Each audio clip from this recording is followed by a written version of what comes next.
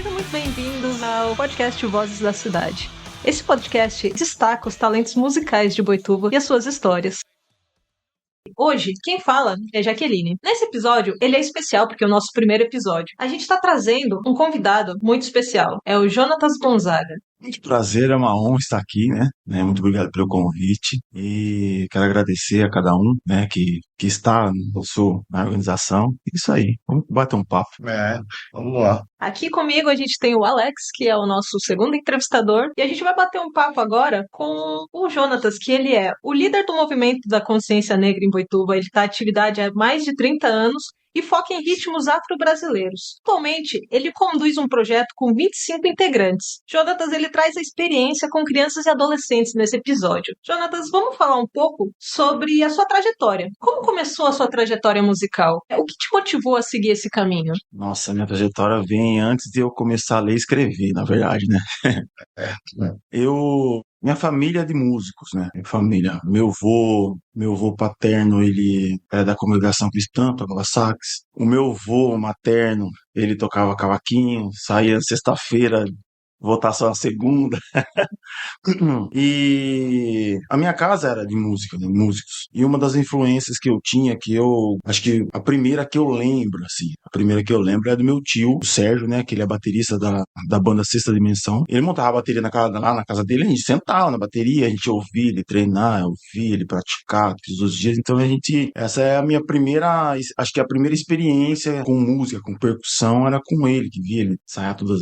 Então, acho que acho que a minha trajetória começou aí. E como eu morava no centro, então tudo tinha no centro. Tudo que tinha de música, de cultura, então era tudo no centro. Então eu tava ali já. Então aparecia tudo pra mim, caiu no meu colo, vamos dizer assim, né? Aí eu comecei no carnaval. No carnaval eu comecei, sendo sincero com vocês, eu acho que comecei com 8 anos. 8 anos, né? Então minha irmã já fazia parte, minha mãe fazia parte. Os amigos, meus primos mais velhos faziam parte. Eu morava na rua Coronel Roda Botelho, a rua de baixo do centro, sabe? E na rua na outra rua, na Pedrão Borracheiro, meu tio vamos dizer assim, meu tio Pedrão meu tio é o Pedrão Borracheiro. Então, na minha rua, no centro, tinha a minha rua. E tinha outra que meu tio morava, então ali acontecia tudo, né? Então tinha um ensaio de carnaval lá e tal. Eu falei, nossa, que legal, mano. Eu de 8 anos e meu olho brilhou, né? Brilhou. Cara, que momento assim você sentiu assim, né? Porque a gente usa muito o termo nesse meio aí que o cara é batizado, né? Aquele momento que você sentiu assim, puta, isso eu faço parte disso, isso, né? Quando você se viu assim, qual foi o seu primeiro contato assim com a música? O primeiro contato foi, eu falei pra você, fui com meu tio quando ele tava tocando lá, e eu sentei na bateria e comecei a tocar nos tons na caixa. Primeiro. Segunda, que foi um forte, foi nesse ensaio de carnaval que tava tendo. Eu falei, nossa, quando cheguei, eu falei, não, eu fiquei encantado com aquilo. Fiquei encantado com aquilo. Porque ali no meio, onde eu morava, o que tinha de referência pra mim era o rodeio, né? Eu Sim, gostava sim. muito do rodeio. O rodeio muito era muito bom. Eu gostava de ver as montarias. Quando era mais moleque, nossa, acho que eu vou ser o peão de rodeio lá, né? Toda criança Gostava muito, já... era muito legal, eu gostava, o pessoal, né, tá no meio e tal, só que eu não me sentia confortável de usar chapéu, né, fivela, eu já não sentia confortável com aquilo, né, mas eu achava legal, muito legal, e eu acompanhava, ia mesmo, andava de cavalo com meus amigos na vila e tal. Aí quando a primeira vez que eu vi o pessoal ensaiando, aquele me encantou. Então, aí eu falei, nossa, acho que ano que vem eu acho que vou, ano que vem eu acho que eu vou tentar. Ah, depois daquilo eu não parei mais. O É, negócio pega, falei pra não, você que aí não tem jeito, né, cara? desde os meus 8 anos que eu venho. Eu nunca parei, sabe? Desde os 8 anos eu venho até hoje, estou com 43. Então eu venho desde os 8 anos nessa vida de música, né? Foi só carnaval também, pagode. Aí já toquei também, toquei arranho um pouquinho na bateria, né? Uns amigos meus de rock e tal. Então, mas a minha linha sempre foi rock de samba, ritmos afros, sempre foi essa linha. Quem gosta de música, gosta de música. Então, qualquer coisa tá ali, tá no espaço, tá ouvindo uma música, deixa eu parar pra prestar atenção, não importa se é um sertanejo, se é um rock. Música boa em geral, né? Música Isso. boa, né? Agora deixa eu fazer uma segunda pergunta pra você. Qual foi o maior desafio que você enfrentou, assim, durante esse seu percurso com a música? Você teve algum desafio que você consegue lembrar que foi um período difícil, um momento difícil?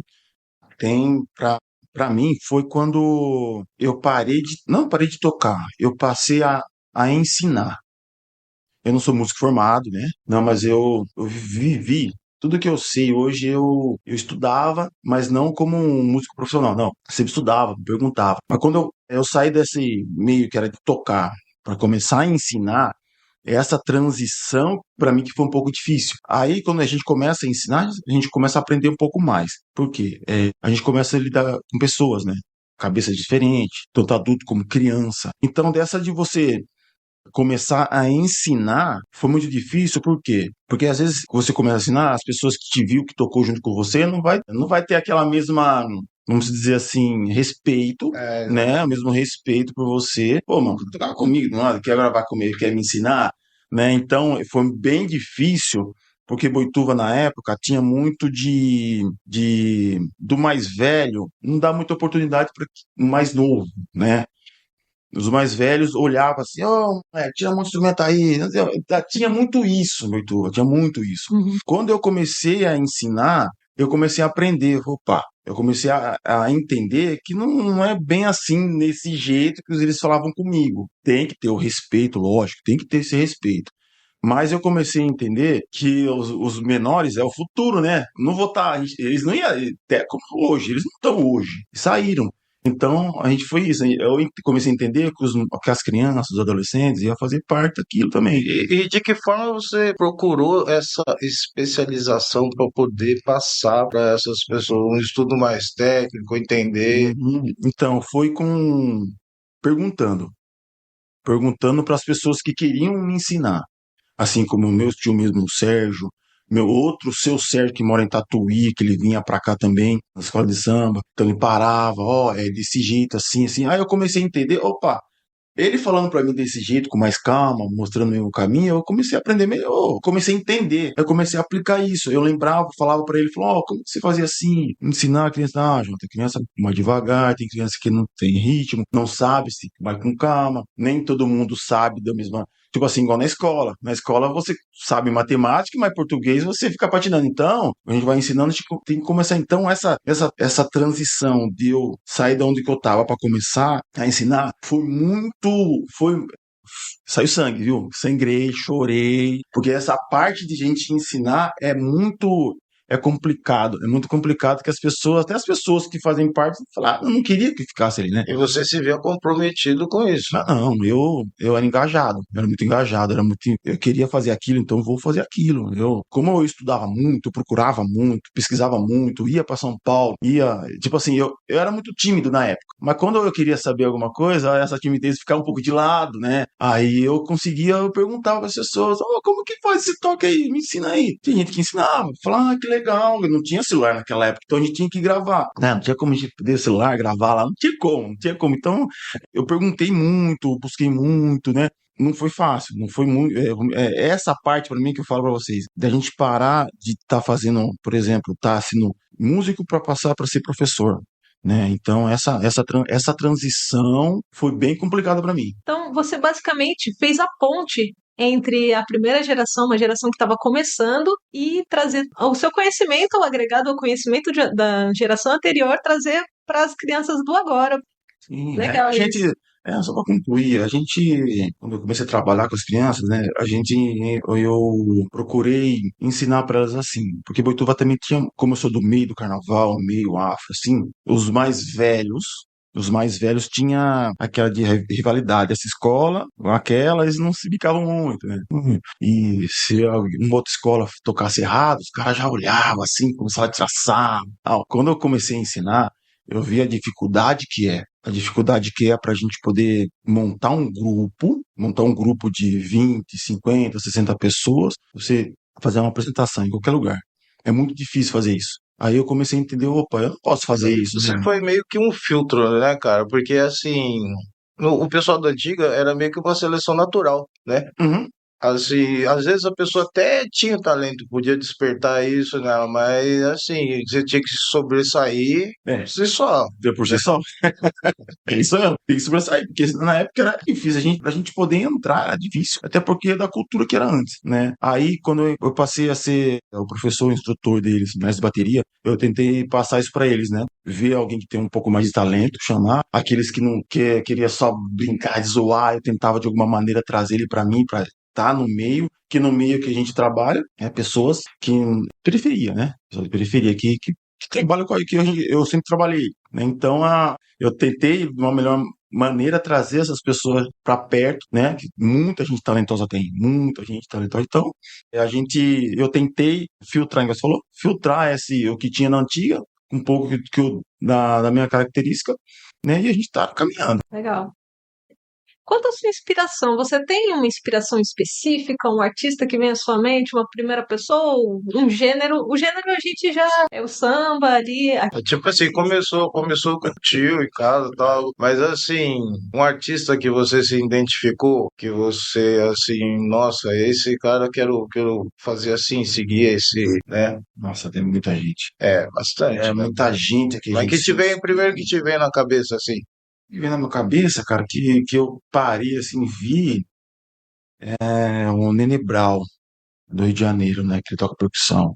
A gente viu ele, na época a gente não tinha muito acesso à internet, mas um pouco a gente viu e falei, nossa, mano, esse cara faz um negócio diferente, né? E dá umas dicas pra gente diferente, como que é. Ó, você tem que tocar pra música, não tocar pra você não, tem que tocar pra música, tá? Eu sempre tinha essa, né? Então, O compromisso de fazer o um negócio bem bem feito, feito. sair. Era dessa maneira mesmo, né?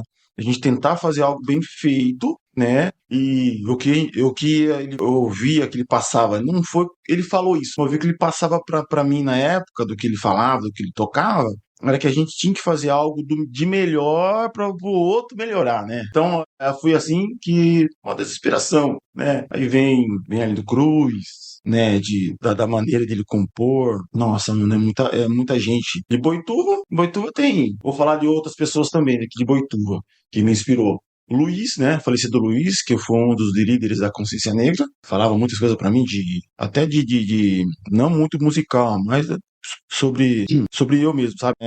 Quem mais? Ah, tem um senhor aqui de Boituva. Ah, como que é o nome dele? É da família Holtz. Ele foi homenageado esses dias atrás. Era um senhor também, tocava trompete, era muito bom. Eu ficava encantado. Eu, por música, então a gente fica. Eu era de percussão. Eu começava a ouvir eles tocar, eu começava a ver. Eu tentava encaixar algum toque de percussão no que eles faziam. Então, era muito legal. Quem mais? Ah, tem muita gente. Eu não, a gente vai falando aqui. É isso. Aqui na cena musical de Boituva, quais aspectos positivos você acha que tem, já que você tem uma carreira grande de Hum? história dentro da cidade? O que você acha que é bem legal, que foi construído ao longo da história? E o que você acha que precisa de um pouco mais de atenção? Nossa, mano. Acho que precisa um pouco mais de incentivo. Um pouco mais de incentivo de público. Porque quando a gente era mais garoto, era mais novo, meus 15, 16 anos, tudo que tinha de música, Boituva, é muito bem divulgado. Não só como Consciência Negra, tinha outros polos que formavam músicos, tinha muita banda de rock, tinha a tarde do rock no CD Evento, então lotava de gente lá, né? Eu já fui algumas vezes, eu trabalhava junto com o Ângelo, que era, né, do som, e eu não vejo mais isso em Boituva, né? Boituva tem, né? Mas não tem mais assim, o incentivo que tinha antigamente, não tem hoje, né? Na época tinha um grupo de pagode também, era Vem Comigo, nossa, o povo ia junto com eles, né? O povo ia junto.